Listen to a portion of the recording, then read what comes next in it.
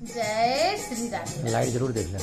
ममता मिश्रा के YouTube channel में सभी भाई, सभी बहनों, सभी दोस्तों, सभी मित्रों को मेरा दिल से नमस्कार है। आइए कृष्ण और राधा का बहुत सुंदर, बहुत प्यारी कजरी गाते हैं। अगर वीडियो अच्छा लगे तो उसमें कमेंट बॉक्स में एक कमेंट जरूर करना है। जय श्री राधे।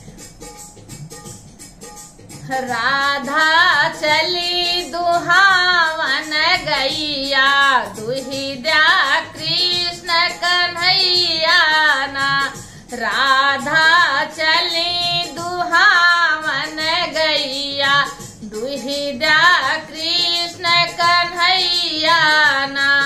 दुहिद्या कृष्ण कन्हैया ना, दुहिद्या कृष्ण कन्हैया ना। राधा चली दुहावन गैया, दुहिद्या कृष्ण कन्हैया ना। अरे रोज तो दूहे कान्हा शेर सवैया, रोज तो दूहे कान्हा शेर सवैया। आज दूहे अधपैया ना। राधा चली दुहावन गैया, दुहिद्या कृष्ण कन्हैया ना। राधा चली दुहावन गैया, दुहिद्या कृष्ण कन्हैया ना। अरे कुछ दूहे कुछ भुइया गिराए, कुछ दूहे कुछ भुइया गिराए। अरे कुछ घूट घुट कनिया ना। राधा चली दुहावन गैया, दुहिद्या कृष्ण कन्हैया ना।